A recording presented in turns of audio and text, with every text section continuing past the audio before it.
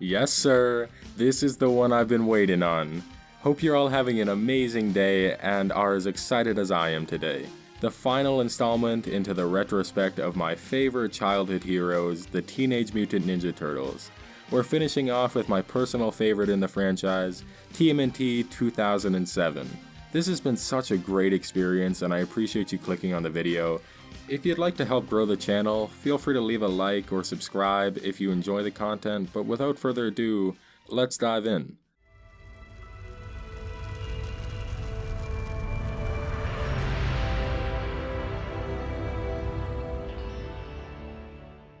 I have a lot of love for this film, but I think majority of your enjoyment will come from your fondness of the Teenage Mutant Ninja Turtles as a whole. Obviously, this could be your first time watching the Turtles and you could love this movie, but it sorta acts as an indirect sequel to the 90s movies. We don't have Shredder or Krang or any of the synonymous rogue gallery of the series. Instead, we have a plot that revolves around the relationships between the Turtles as they are matched up with an entirely new team of villains. I understand a lot of the issues the general media have with the film have to do with that fact and it not feeling like a TMNT story, but I personally like the villain plot and the new characters we meet. As someone who already has watched so many TMNT shows, movies, read comics as a kid, I was kinda happy to see a new creative direction for the story. I didn't need to see Shredder for the 100th time or anyone else. I was happy they kept it simple, choosing to focus on the core aspects of the TMNT, and that's the Turtles themselves and their dynamic as a family. As I've stated in my other videos, my issues with some of the live action films, especially the new ones, is we don't really spend that much time with the Turtles, and it's a TMNT movie. Instead, we're spending half the screen time following dumb side characters or weird plot lines. So I found watching this after those films to be extremely refreshing. The plot itself follows the Turtles who've grown apart after they defeated Shredder. They all have their own things going for them, and I thought it was quite interesting seeing them live partially in the real world outside of just being vigilantes. At least Mikey and Donnie are. Donnie is fittingly in tech support, and Mikey is his same goofy self doing birthday parties. Leo is off in Central America as Splinter sent him to become a better leader, and Raphael is secretly doing vigilante work as the Night Watcher. Throughout the film, they have to learn to work together and become a family again. It's nice seeing everyone get some solo characterization, and like I said before, this might resonate better with some longtime fans. Although Mikey and Donnie do get their moments, the main character development is given to Raph and Leo. They've always butted heads in the different iterations, but here, their relationship is the focal point. Raph carries so much anger and resentment towards Leo for abandoning them, and he blames his brother for that rift in their family. On the other hand though, there's a lot of pressure on Leo's shoulders, having to lead his brothers, just wanting the best for them, but struggling with trying to combat Raph's hot-headed nature. It all leads up to this wonderful rooftop scene where everything comes out. Leo finds out Raphael is the Night Watcher, and they both express their emotions, and we have this epic and passionate fight scene between the two.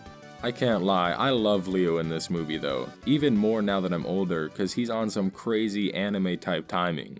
You aren't ready! You're impatient and hot-tempered, and more importantly, I'm better than you. We also have April and Casey who are good additions to the story, shout out Captain America. We also have the Foot Clan without Shredder, who I remember liking quite a bit, probably because they were led by Karai, who was like my 8-year-old self's crush.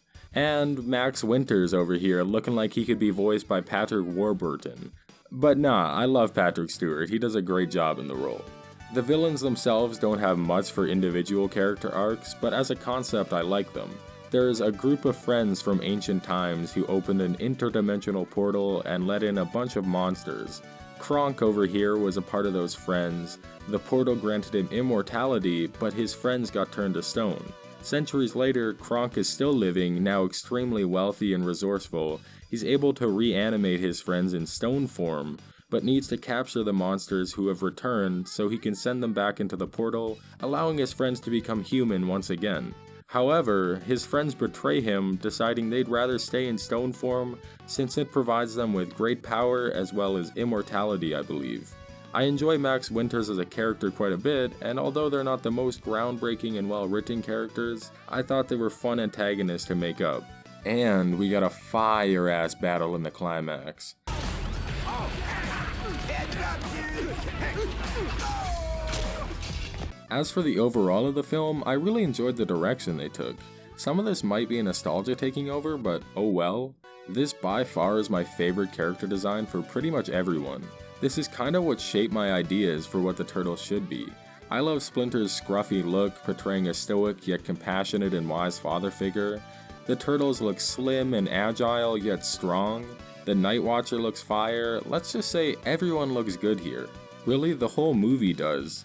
One thing I really loved is this didn't just feel like a basic animated movie, there was a lot of excellent cinematic shots. It felt like it was directed as a live action film with the luxury of animation to create whatever you'd like.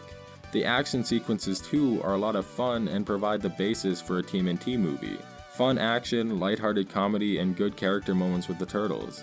This has everything you need for a TMNT movie, but keeping it simple, utilizing those areas extremely well. They do a good job balancing the tone of the film as well. We have feel-good moments like Mikey just throwing out stupid jokes. Then that hideous monster? Yeah, it looked like your mom, dude. But we also have touching moments like Kronk's death, which put a stamp on the climax of the film.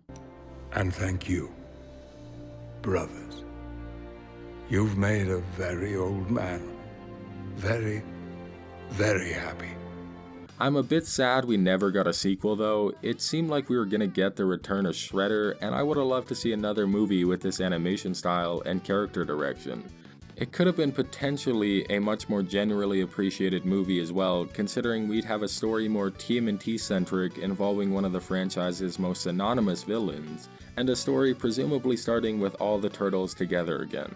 Whether it would have been a success or not, I guess we'll never know, but I'm happy to appreciate this movie for what it is at least.